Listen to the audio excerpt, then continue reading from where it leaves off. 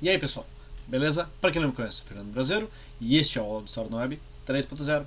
Hoje, vamos seguindo aquela nossa história das reformas, contra-reformas, os protestantes e tal. Hoje é a contra-reforma, ou a reforma católica, que antes foram reformas protestantes, né?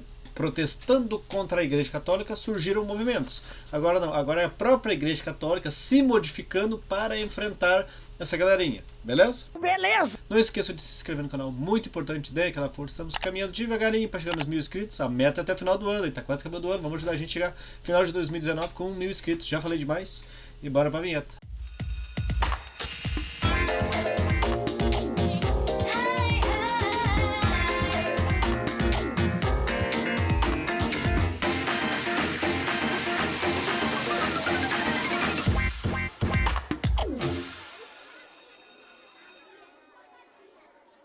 Bom, primeiro temos que entender por que aconteceu essa tal contra-reforma, essa reforma religiosa, essa reforma católica, seja lá como você for pesquisar, vai dar no mesmo. E a Igreja Católica tendo que se movimentar, se adequar a certos movimentos, pensamentos que os protestantes, entre eles John Wycliffe, Jan Hus, que foram aqueles precursores do protestantismo, Martim Lutero, que foi o grande nome do protestantismo, né, com o luteranismo e tal. A igreja teve que se movimentar, a Igreja Católica. Até porque surgiam muitas ideias com o racionalismo, o humanismo, ela teria que se adaptar a isso. Já avisei que vai dar merda isso. Um dos primeiros passos foi a criação da Companhia de Jesus, né? Os jesuítas, muito conhecidos aqui no Brasil, que participaram ativamente do processo de colonização e aculturação dos índios. Primeiramente, iniciou o processo de estruturação dos jesuítas foi a partir de 1534, a partir do militar e religioso Inácio de Loyola. Em 1540, o Papa Paulo II aprovou seus estatutos, fez toda aquela burocracia, então a Companhia de Jesus está ativa. Eles eram tidos como soldados da igreja. Era uma estrutura militarizada, né, com várias e várias camadas, com hierarquias e tudo mais, e eles tinham um sistema educacional bem rígido, que focava o quê? Combater a expansão do protestantismo e assim convertendo mais e mais fiéis para o catolicismo. A principal estratégia era o quê? Criação de escolas religiosas. A partir da educação jesuítica, eles tinham noções da Bíblia, noções da fé, noção de pecado, noção de... Acontecia, por exemplo, no Brasil, a aculturação. O índio ia perdendo a sua tradição, a sua cultura, da sua tribo, da sua vertente, e ia para o catolicismo, e aprendia o que era o pecado, aprendia como eles deveriam servir a Igreja Católica, evitando assim o protestantismo a entrar no continente americano. Legal! Depois entra o tal do Concílio de Trento, pessoal. Isso aí, na verdade, é aquela parte burocrática, né? Aquela parte que vai chamar no documento. Como é que acontece? A partir de 1545 a 1563. Papa Paulo III, daí já passou um Paulo, né? Qual era o objetivo principal? Não sei.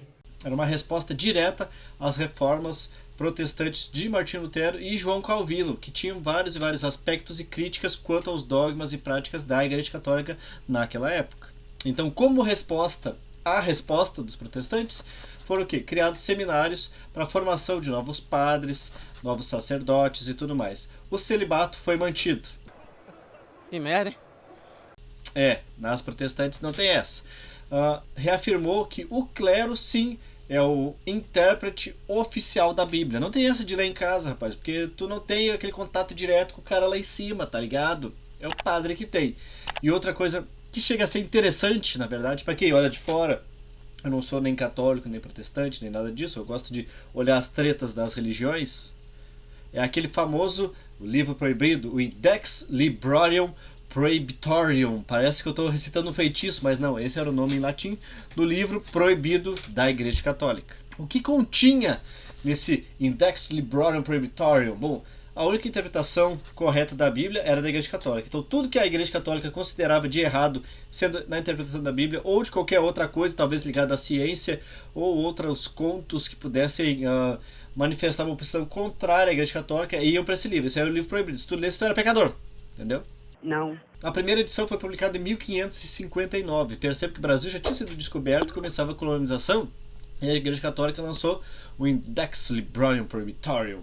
O carro-chefe daí, né, foi o livro de Nicolau Copérnico, aquele que trata de falar da teoria do heliocentrismo. Para quem não lembra, o geocentrismo, a Terra é o centro do universo, que é o que a Igreja Católica e os terraplanistas acreditam, né, que a Terra é o centro do universo e tudo orbita ao seu redor. Já no heliocentrismo, não. No caso, ele tinha o Sol como centro do universo. Hoje já se sabe que o Sol é o centro do sistema solar. Nosso sistema solar gira em torno de outras galáxias e tudo mais, assim por diante. É um movimento, um liquidificador ambulante universal infinito, beleza? Beleza! Entre outros livros, a gente tem Galileu Galilei, que segue a linha de Nicolau Copérnico, Nicolau Maquiavel, o livro do Leviatã, Erasmo de Roterdã. A última atualização, para vocês terem noção, do Index Librarium Prohibitorium, o livro proibido da Igreja Católica, foi em 1948, sendo extinto em 1966 no Concílio do Vaticano II. Temos um fato que é interessante para quem vê de fora, maldoso para quem pratica e cruel para quem recebe, né? Que foi o ato da Inquisição. Para quem lembra aquele negócio das caças às bruxas na Europa e tudo mais, tem a ver com isso também. Qual era a principal motivação da Inquisição? Eram os policiais da Igreja Católica, detetives, investigadores, que tinham que investigar o desvio de fé, como por exemplo, bigamia, atividades sexuais impróprias, casos de cristãos novos convertidos que ainda praticavam sua religião antiga, por exemplo, judeus que para escapar de uma punição se convertiam ao catolicismo, mas em casa ele continuava com seus dogmas, suas atitudes judias. Então eles descobriram isso aí, rapaz. Rapaz, tu tá ralado. E, falando já da caça às bruxas, né? Eram os católicos e os protestantes, pessoal. Ninguém curtia as bruxas. O que aconteceu? A maior e mais famosa caça às bruxas aconteceu na Escócia, pessoal, em Salem, na época de 1660 e poucos. E em Massachusetts, nos Estados Unidos, em 1690, 93, ali, naquela final da década de 60 e 90 de 1600. 1660, 1690. Ali foi aquela chamada caça às bruxas, né? Onde eles literalmente empalavam as mulheres, botavam nos pau ali, metiam fogo e era isso. Mas tinha um caso que não era interessante, mas curioso. Curioso é a palavra certa. A Igreja Católica percebeu que queimando as mulheres ou os homens que manipulavam ervas, que sabiam fazer curas milagrosas, que falavam vários idiomas, ou enfim, que não eram da Igreja Católica, não eram aptos para curar com milagres do Senhor. Eles botavam fogo, a pessoa morria intoxicada com a fumaça, perdia os sentidos e o fogo só consumia o serviço. A Igreja Católica não queria isso. A Igreja Católica queria o quê? Que elas sofressem, queimassem, fossem torturadas em nome do Senhor, porque o Senhor é da paz. O que acontecia? Eles banhavam a pessoa em enxofre, porque o enxofre vai entrar em combustão, vai queimar todo o couro da pessoa, os músculos, enfim, a pessoa vai agonizar em dor até que vai morrer.